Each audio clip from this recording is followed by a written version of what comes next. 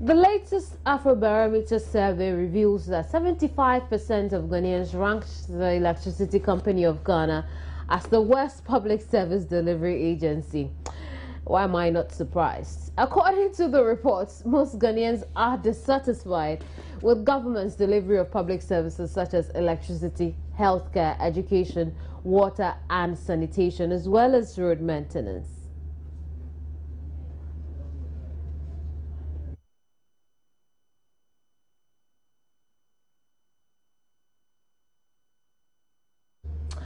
Edward Barr is communications consultant at the Energy Ministry. He's joined me over the telephone. Let's get a quick reaction to this. Edward, you're welcome to the program. Thank you very much. How does the survey's outcome, especially on electricity power supply, come to you? I didn't get the question. I'm asking that how Ghanaians have rated power supply in the country, the worst performing for government, and I was asking, how does that come to you? Yeah, personally, I think that I am surprised, but at the same time, not. But how do I put it? I don't fault respondents who make that because of the fact that consistently that is being drummed in their ears, that electricity is not being produced. We are very unreliable. But I think that a bit of data will let us know a few things.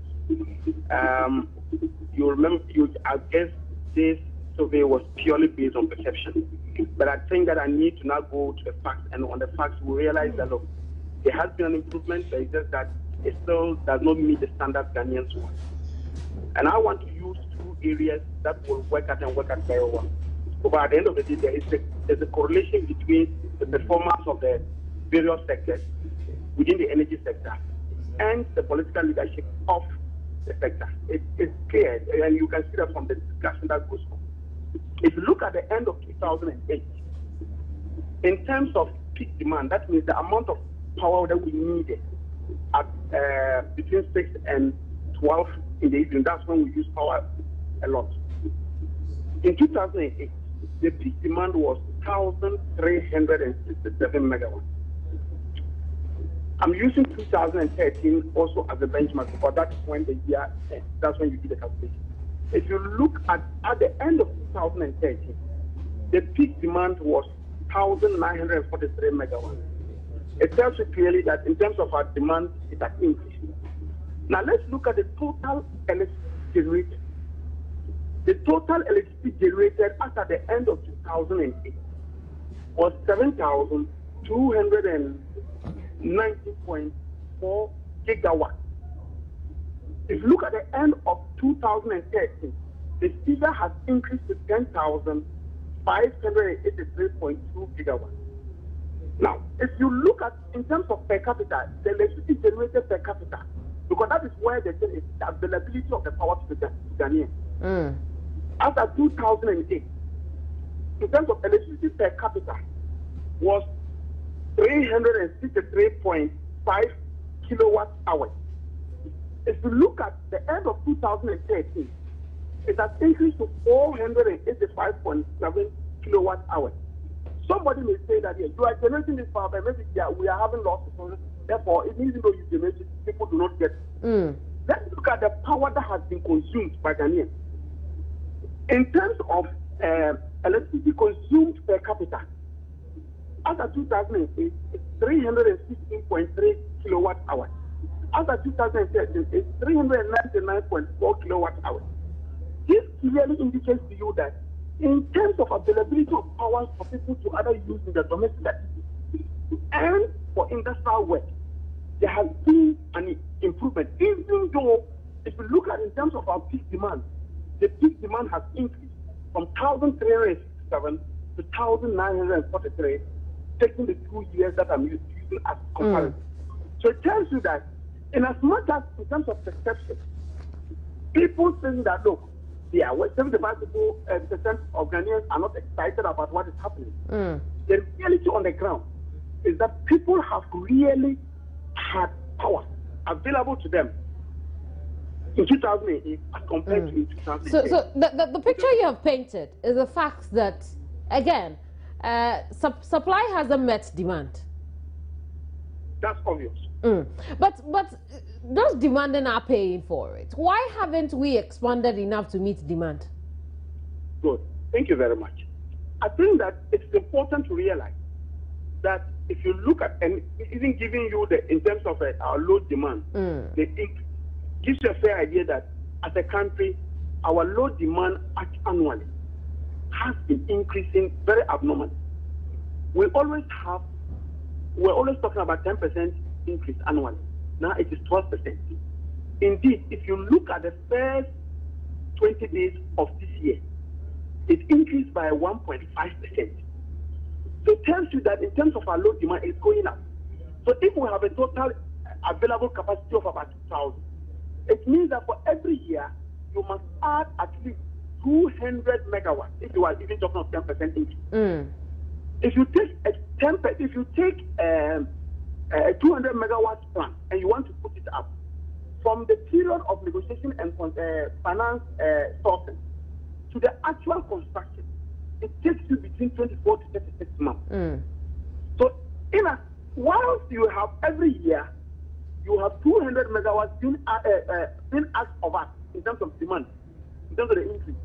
In terms of construction, you will need about 2 to 3 years to be able to meet that same demand. So you realize that our supply lags behind that of the demand. But what is the strategy? So basically, that's the reason why we find ourselves in the way we are. Because even though we have increased our installed generation capacity from 1810 to about 2,845, we still have a problem because of the fact that if you look at the demand has increased so huge. What is the strategy? The strategy we took up was that, look, instead of saying that every year we'll put up a plant, let's put up a number of plants at the same time. Let them all be running at the same time. So that in the next 2 to 3 years, from the inception of the project, we should begin to start seeing this plant coming on stream. And that's why we have consistently indicated that for us to be able to solve this current problem, we would see the benefits of what we have been doing all this while by the first quarter of next year, when most of the plants will start coming on stream. And when they start coming on stream, then the supply will meet the demand. And this issue that we have, as we popularly call and availability will increase. Let's have a rundown of updates on some of the projects government has announced through various reports. We've heard of how the energy generated at the estuary will be turned into power for us. We've seen how we've heard about 200 megawatts, 450 megawatts, different measures at different times. What really is the updates on some of these works? Our target for this year was that we're going to have the Chico expansion at Abuazi, and I know you know that it is on, because I think some people from your media, your media house, I'm talking about your own media, the multimedia, have been there. We are talking about 110. We are hoping that by the end of the year, it should be there. Yes, you spoke about the estuary, and that's the TC Energy. The TC Energy, their first target was that they want to do 5 megawatts, then ramp it up as the years go by. That was what they indicated. That also we intend getting that at the end of the year, because they are working on it. Then we have what we call the project power. The project power is supposed to give us another 25 megawatts. So you see that for this year, by the close of the year, we are targeting 140 megawatts to up the speed. But the interesting part comes in 2016. In 2016, if you have been to Pung before, you realize that there's a construction going on now there. The first phase of the Pung, which will be giving us 220 megawatts, will be coming on stream. We also have a solar plant that is being worked around Wale area. That's going to give us 12 megawatts. We have what we call the Agrico International. They are in the western region. They are doing, it's a prefab machine that just bringing, so they're only doing the civil work here and bringing the machine just to install the machine. That is supposed to also give us 100 megawatts. That's in 2016. Then we have the car power ship. That's what you are talking about. That we're talking about the car power ship. That is supposed to give us 460 megawatts next year. Then we also have for the TC Energy. I told you the TC was going bring US5 and ramp it up. Next year, they are adding 50 megawatts. So if you look at 2016 and see the amount of power that will be coming on stream, it gives a fair idea that it will address the deficit that we find ourselves in. Under the compact as well? Under the compact is actually concentrating on the distribution end of it. It's trying to look at the efficiency of, after the power has been generated, to what extent can ECG be able to ensure that they distribute this and it gets to our homes in an efficient and an effective manner. So the compact is actually concentrating on the distribution end. But if you look at the power subsector, it has three functional zones. It has the generation part, which we are talking, that's the conversation we were just having. Then we have the transmission part that is run by grid. That after the power has been evacuated, there's a company that evacuates that power from the generation point to the distributor, which is ECG, and that's the third functional zone. So the compact is concentrating on the third functional zone, and that is ECG in terms of distribution. And we expect to see some changes as well, not only in the ECG, with NETCO as well. How far with that? Yeah, obviously, yes, we're doing that in terms of, it's all part of the power sector reform program that we've been carrying out over a period of time. You remember, NETCO actually deals with the three northern regions, Northern Volta and Northern Brown Hafo. The whole of Brown Hafo, the three northern regions, and the Northern Volta. So if you look at this, NETCO is also being worked on in terms of their efficiency, trying to bring in a lot of reinforce some of their distribution networks and all other things. So basically, that is also an area we're looking at. So the distribution component is not only ECG, which is made up of just the southern part of Ghana, it also involves NETCO, which is a subsidiary of the DIS. Obviously. So what I was asking was, what strides have we made in the distribution arena to be able to mitigate some of the challenges that... No. If you look at currency, one of the things that ECG has been able to reduce its loss, you realize that let me tell you something. So as at 2009, in fact, the figures available suggest that ECG's losses alone was about 43%. So it means that if ECG received about 100 Ghana cedis worth of power, they only were able to get 57 cedis worth of power to consumers, and 43 cedis worth of power was lost. As I speak to you now, they have been able to reduce it to below 20%. Their target is that by the end of 2016, they should reduce it to 18%, which is the target given to them by the PURC.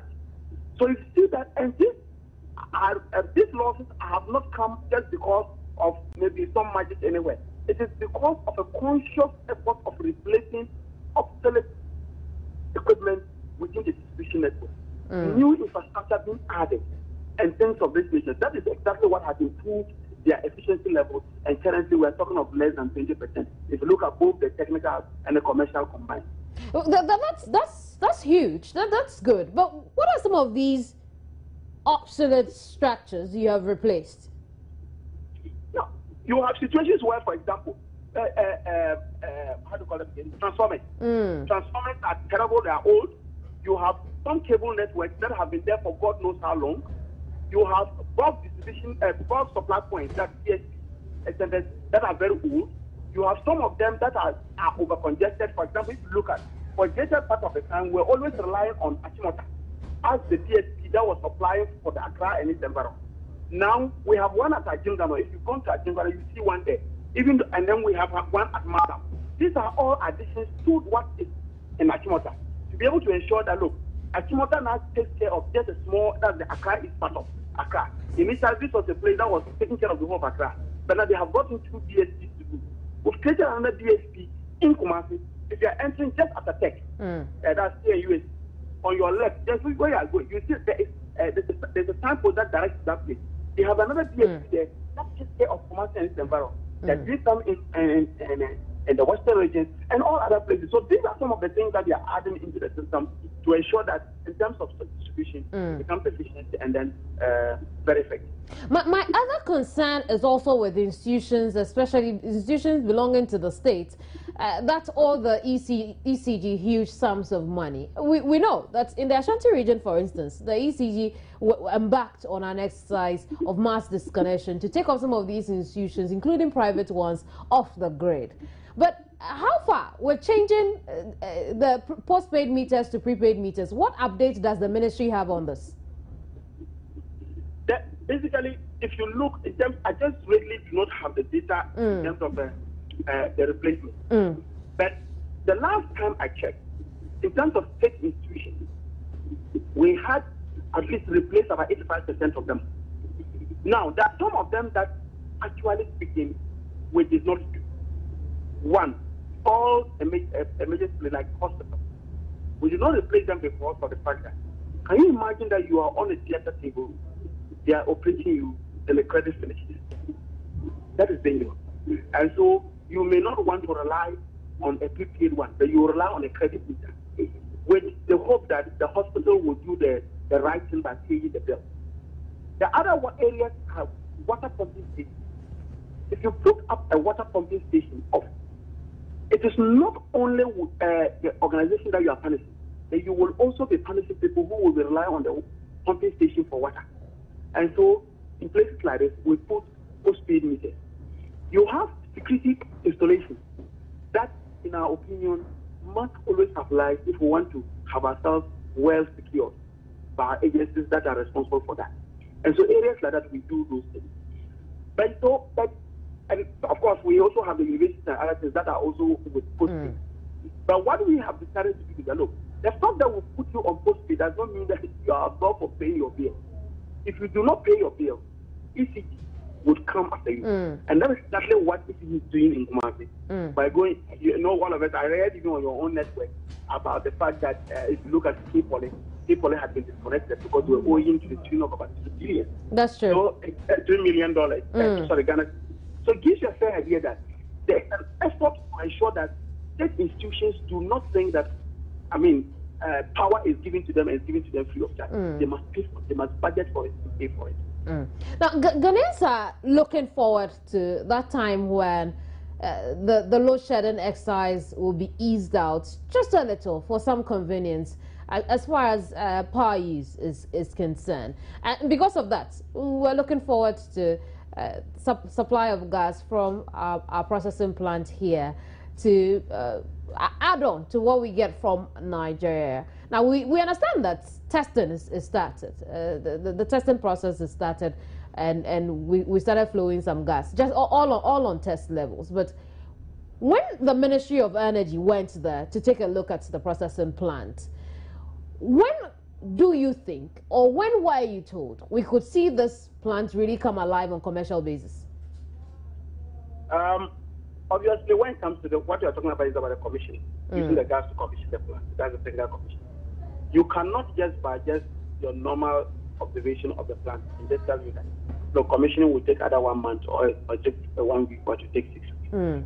It's just like you go to a mechanic, he gives you a car, you decide to do a test drive.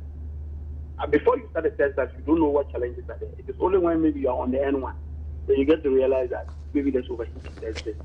So after the time we went there, we could not have been told that if the commissioning was going to take 1 week or it was going to take 6 weeks. But we do know that normally in most of such cases, the average time is between 2 weeks and about 6 or 7 weeks. And so we are waiting to see exactly what the situation is. And commissioning will let them know whether, here maybe this knob that we did not fix well, we need to fix it well. This boot that we did not put here well, we need to put it well. That is the point they do that. And as they do, what they do is that as they receive the gas, they receive it in very small volume, and they gradually increase it, they ramp that up. So we are hoping that nothing goes wrong.